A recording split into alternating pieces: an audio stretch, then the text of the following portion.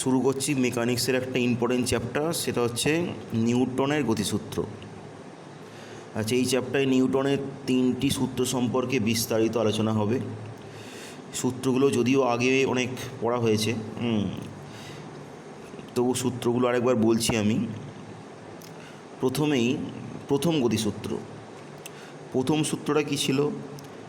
বাইরে থেকে বল প্রয়োগ না করলে স্থির বস্তু চিরকাল স্থিরই থাকবে এবং সচল বস্তু চিরকাল সমবেগে সরলরেখা বরাবর চলতেই থাকবে। ঠিক আছে? অর্থাৎ বাইরে থেকে বল প্রয়োগ না করলে যে কোনো স্থির বস্তু চিরকাল স্থিরই থাকবে এবং গতিশীল বস্তু ও কিন্তু চিরকাল সমবেগে সরলরেখা বরাবর চলতেই থাকবে। ঠিক আছে? আচ্ছা, প্রথম গতিসূত্র থেকে যে বিষয় সম্পর্কে আমরা জানতে পারি সেগুলো হচ্ছে জাড্যের ধারণা একটা, দু নম্বর হচ্ছে বলের ধারণা। এখন জাড্য বিষয়টা কি? জাড্য হচ্ছে পদার্থের একটা মৌলিক ধর্ম, যে ধর্মের জন্য স্থির বস্তু স্থির থাকার চেষ্টা করে এবং সচল বস্তু চিরকাল সমবেগে সরলরেখা বরাবর চলতেই থাকার চেষ্টা করে, সেই ধর্মটাই হচ্ছে জাড্য। জাড্যের দুটো ভাগ, স্থিতিজাড্য, গতিজাড্য। স্থিতিজাড্য কি? স্থিতিজাড্য হচ্ছে স্থির বস্তু স্থির থাকার ধর্ম। ঠিক আছে? স্থির বস্তু সবসময় চায় নিজেই স্থির থাকবে, তাহলে সেই ধর্মটাই হচ্ছে স্থিতিজাড্য। আর গতিজাড্য কি? গতিশীল বস্তুর গতিশীল থাকার ধর্মই হচ্ছে গতিজাড্য। যে কোনো গতিশীল বস্তুই চায় নিজের গতিটাকে বজায় রাখার, সেই ধর্মটাই হচ্ছে গতিজাড্য।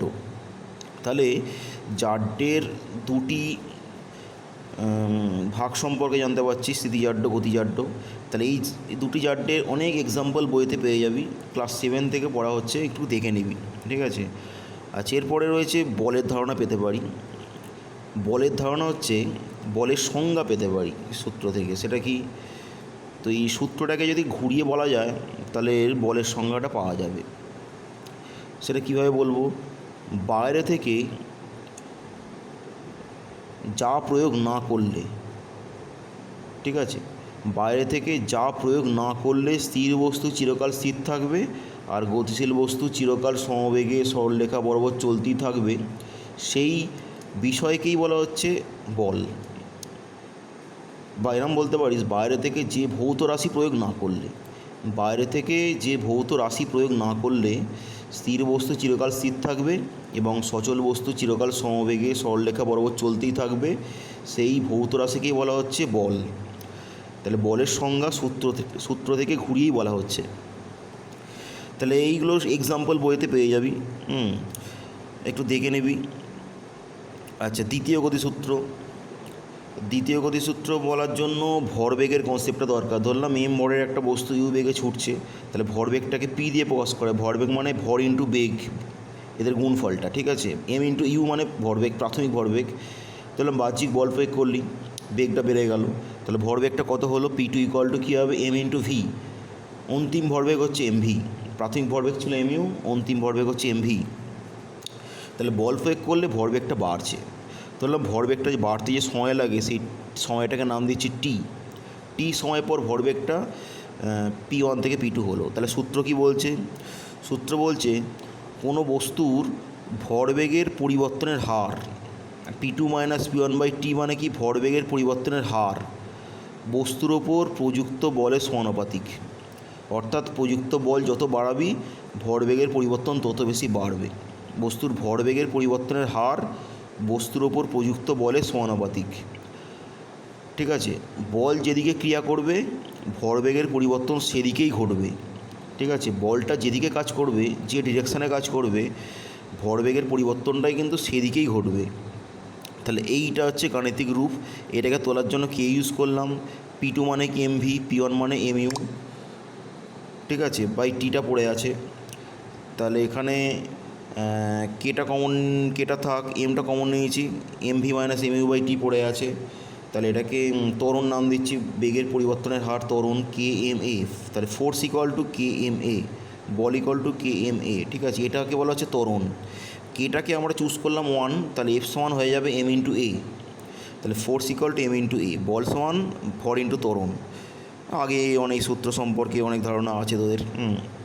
সেখান থেকে বলের এককটার সংজ্ঞা পাওয়া যাবে। বলের একক দুরকম একক হয়, একটা পরম একক একটা অভিকর্ষী একক। পরম মানে কি, একটা হচ্ছে নিউটন আর একটা হচ্ছে ডাইন, ঠিক আছে। তাহলে নিউটনের সংজ্ঞা বলতে গেলে কী হবে, এই সূত্র থেকে সংজ্ঞা বলা যাবে। এম ইকুয়াল টু 1 কেজি করতে হবে, এ ইকুয়াল টু বলতে হবে 1 মিটার পার সেকেন্ড স্কোয়ার। তাহলে এফ ইকুয়াল টু কী হবে, 1 নিউটন।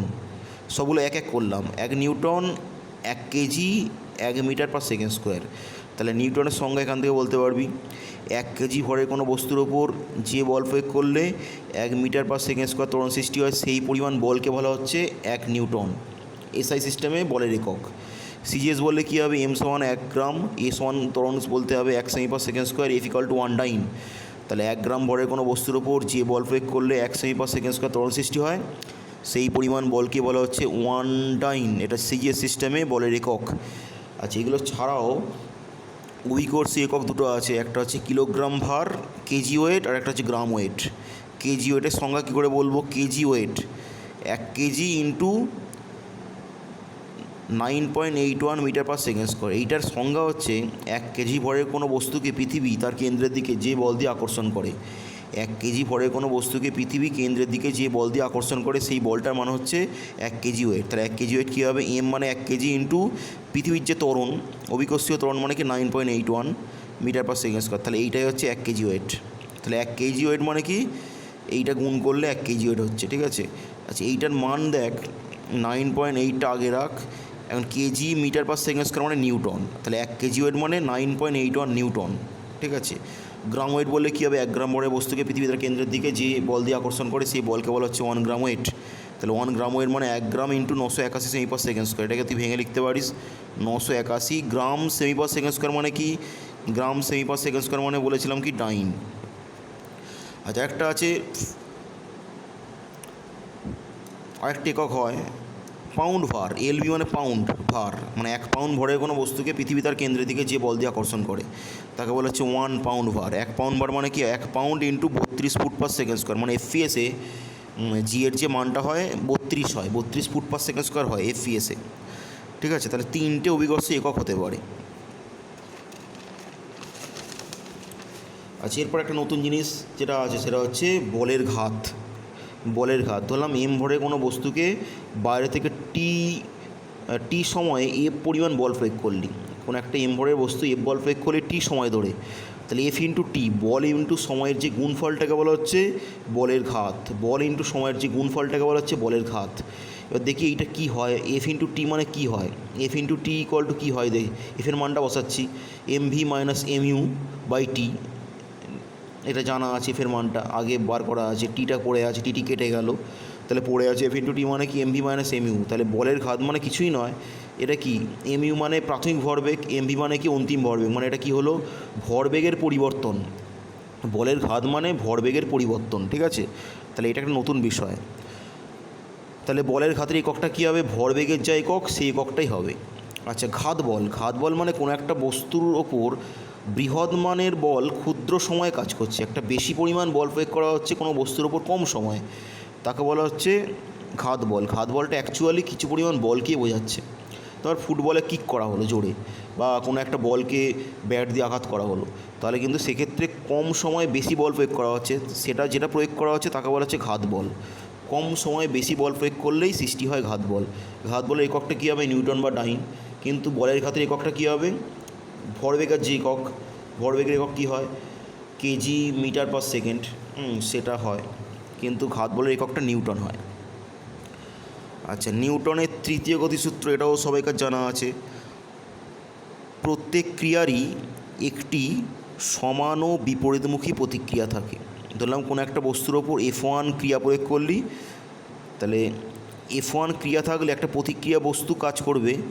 বস্তু ক্রিয়া মানে বস্তুর ওপর যদি F1 ক্রিয়া দেওয়া হয়, তাহলে বস্তু দ্বারা একটা প্রতিক্রিয়া সৃষ্টি হবে, সেই প্রতিক্রিয়া হচ্ছে F2। তাহলে F1 আর F2 সমান হবে। এবার F1 F2 সমান শুধু হবে না, এরা বিপরীতমুখীও হবে। তাহলে বিপরীতমুখীটা বোঝানোর জন্য একটা মাইনাস সাইন ইউজ করা হবে আর ভেক্টর সাইন ইউজ করা হবে। ভেক্টর সাইন মিনিং, ভেক্টর বল তো একটা ভেক্টর রাশি, মাইনাস সাইন মানে কি F1 F2 বিপরীতমুখী হচ্ছে, ঠিক আছে। তাহলে এই দেখ, ক্রিয়া প্রতিক্রিয়া, ক্রিয়াটা প্রয়োগ করা হলো বস্তুর ওপর, কিন্তু প্রতিক্রিয়াটা প্রযুক্ত হলো বস্তু দ্বারা যে প্রয়োগ করলো তার ওপর। ধরলাম কোনো একজন মানুষ বস্তুর ওপর ক্রিয়া প্রয়োগ করলো, তাহলে বস্তুর ওপর ক্রিয়াটা সৃষ্টি হলো। এবার বস্তু মানুষটার ওপর প্রতিক্রিয়া দিচ্ছে, তার মানে ক্রিয়া প্রতিক্রিয়া একই বস্তুর ওপর কাজ করে না, দুটো ভিন্ন বস্তুর ওপর কাজ করে। এর ওপর কিন্তু এই বস্তুর ওপর শুধুমাত্র একটাই বল কাজ করছে, ক্রিয়া, আর যে প্রয়োগটা করলো তার ওপর প্রতিক্রিয়া কাজ করছে। ঠিক আছে, তাহলে এরও এক্সাম্পল অনেক আছে, বইতে প্রচুর পেয়ে যাবি। আচ্ছা, এরপর যেটা আছে রৈখিক ভরবেগের সংরক্ষণ সূত্র। ঠিক আছে, রৈখিক ভরবেগের সংরক্ষণ সূত্র দেখ, ধরলাম M1 একটা বস্তু, M2 একটা বস্তু। M1 ধরলাম বস্তুটা গতিশীল, গতিবেগ ধরলাম U1, M2 বস্তু গতিশীল, ধরলাম U2। যদি U1 গ্রেটার U2 হয়, এর বেগটা বেশি হয়, তাহলে কী হবে, এক সময় M1 M2কে ধাক্কা মারবে। ধাক্কা মারলে কী হবে, ধাক্কা মারার পর দুজনে আবার কিছুক্ষণ পর ছেড়ে যাবে। তাহলে কী হবে, ধরলাম M1 বস্তুর বেগটা পাল্টে যাবে, U1 থেকে পাল্টে গেল V1, M2 বস্তুর বেগটা পাল্টে গেল, ধরলাম হয়ে গেল V2।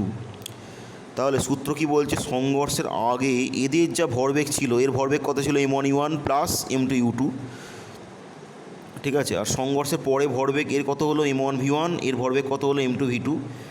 তাহলে সংঘর্ষের আগের মোট ভরবেগ আর সংঘর্ষের পরের মোট ভরবেগ সমান হবে। ঠিক আছে, সংঘর্ষের আগে মোট যে ভরবেগ ছিল, সংঘর্ষের পরে ভরবেগ সমান হবে। তাহলে বাইরে থেকে কোনো বল প্রযুক্ত না হলে এই সূত্র প্রযোজ্য হবে। বাইরে থেকে কোনো বল প্রযুক্ত না হলে কতগুলি বস্তুর মধ্যে ক্রিয়া প্রতিক্রিয়ার ফলে সংঘর্ষের আগে মোট ভরবেগ আর সংঘর্ষের পরে মোট ভরবেগ সমান হবে। এটাই হচ্ছে রৈখিক ভরবেগের সংরক্ষণ সূত্র।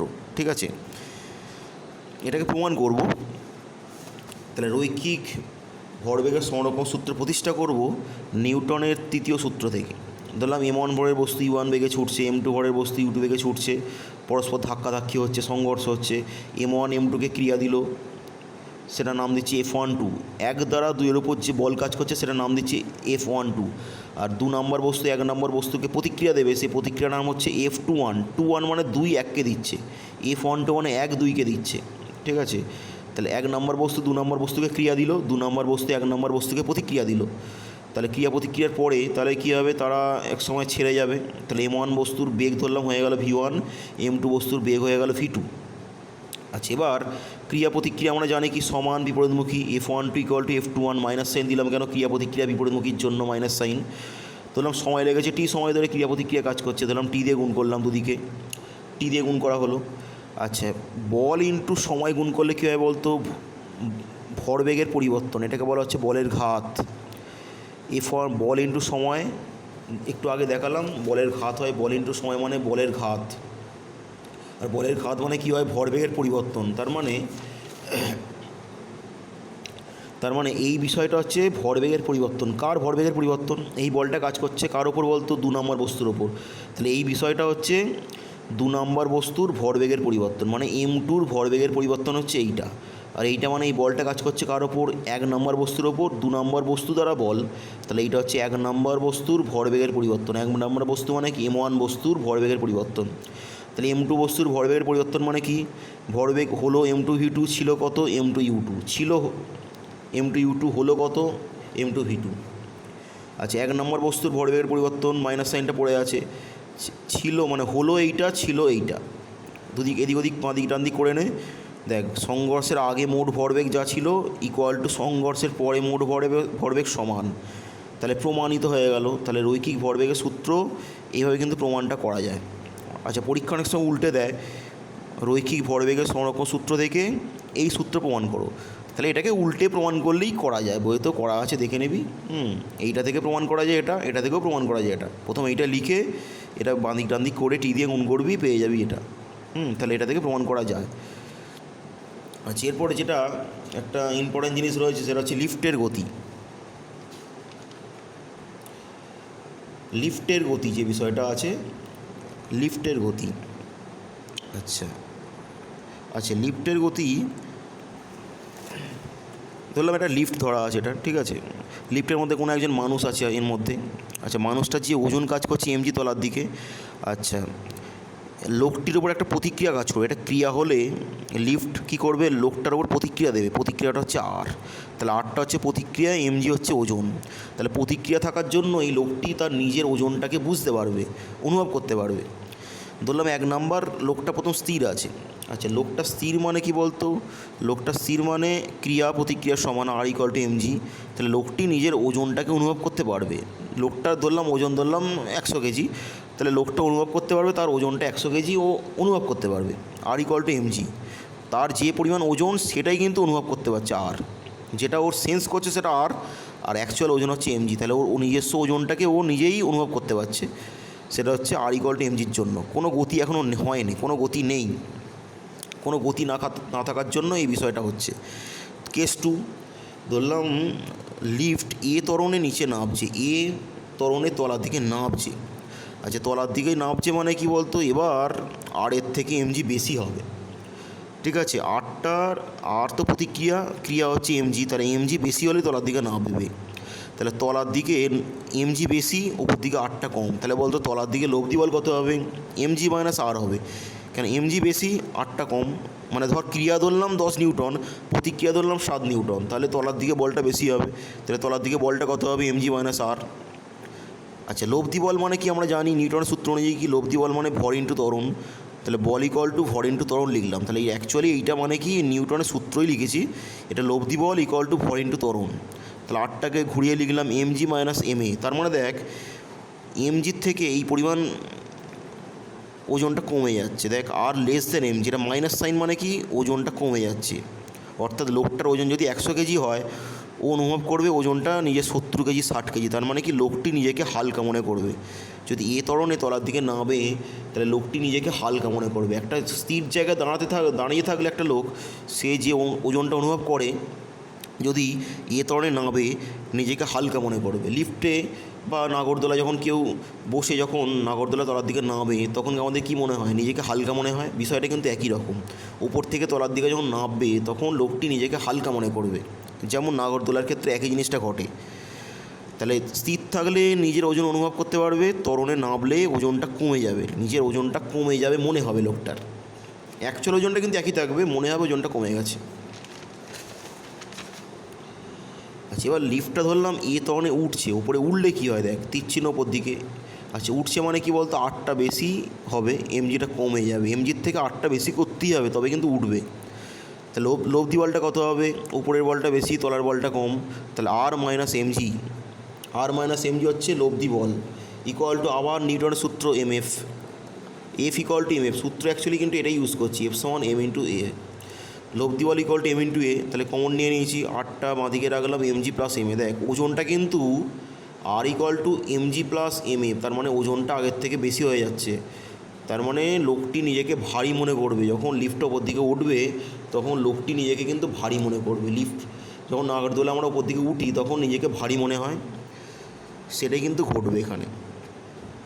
আচ্ছা, লিফটের দড়ি যদি ছিঁড়ে যায়, ধরলাম তলার দিকে লিফটটা নামছিল, ঠিক আছে, তলার দিকে যখন নামছিল এক সময় লিফটের দড়ি ছিঁড়ে গেল। আচ্ছা, তলার দিকে নামা মানে কোন বিষয়টা ছিল বলতে, এইটা কিন্তু আগে করেছিলাম, লিফটে যখন তলার দিকে নামছিল তখন এইটা ছিল। লিফটের দড়ি ছিঁড়ে যাওয়া মানে কি বলতো, তখন লিফটটা কিন্তু অভিকর্ষীয় ত্বরণে তলার দিকে নামবে। কোনো একটা বস্তু যখন তলার দিকে ছেড়ে দেওয়া হয় তখন অভিকর্ষীয় ত্বরণে নামবে। তাহলে লিফটটি যখন তলার দিকে ছিঁড়ে পড়বে তখন তার ত্বরণটা হবে কিন্তু, তার ত্বরণটা হবে কিন্তু জি এর সমান, ঠিক আছে, তার ত্বরণটা কিন্তু হবে জি এর সমান। তাহলে A=g পুট করে দে, পুট করলে R=0, তার মানে কি লোকটি নিজেকে ভারী মনে করবে, ভার শূন্য মনে করবে। লোকটি মনে হবে তার কোনো ওয়েটই নেই, ওজনই নেই। তাহলে লিফটের দড়ি ছিঁড়ে গেলে লোকটি নিজেকে ভারী মনে করবে, ঠিক আছে। আচ্ছা, লাস্টের বিষয়, লিফটটি জি ত্বরণের বেশি ত্বরণে নামছে। লোকটি ধরলাম লিফটটি তলার দিকে নামছে, সেই ত্বরণটা হচ্ছে জি এর থেকে বেশি। তাহলে A>g হলে কী হবে দেখি, A>g হলে দেখ, আচ্ছা তলার দিকে নামছে মানে কি বলতো, mg - r = ma। আবার সে একই বিষয়, mg বেশি আরটা কম, তাহলে mg - r = ma। আরটা কমন নিয়ে আরটা বাঁদিকে আনলে চলে আসছে এটা। আচ্ছা, এবারে যদি A>g হয়, এটা বড় জিটা কম, তার মানে নেগেটিভ, ডান দিকটা নেগেটিভ হয়ে যাচ্ছে, তাহলে আরটা নেগেটিভ হয়ে যাচ্ছে, আরটা উল্টো, আরটা বিপরীতমুখী, তার মানে কি বলতো, আরটা নেগেটিভ মানে প্রতিক্রিয়া উল্টে গেছে। তার মানে বিষয়টা কী হয় বলতো, লোকটা উঠে গিয়ে লিফটের ছাদে মাথাটা আটকে যাবে, ব্যাপারটা এরম হবে। লোকটার পাটা লিফটের তলা থেকে বিচ্ছিন্ন হবে, মাথা লিফটের ছাদে আটকে গিয়ে ঝুলবে, যাতে প্রতিক্রিয়াটা উল্টো দিকে হয়। একে বলা হচ্ছে অতি ভারহীনতা, ঠিক আছে, অতি ভারীনতা এটাকেই বলা হচ্ছে। লিফটটির মাথা থেকে লোকটি ঝুলবে, একে বলা হচ্ছে অতি ভারীনতা। ঠিক আছে, এটা একটা ইম্পর্টেন্ট বিষয়। তাহলে লিফটের মোট 5টা কেস, 5টা বিচ্ছিন্ন কেস, এইগুলোকে করতে হবে আলাদা করে।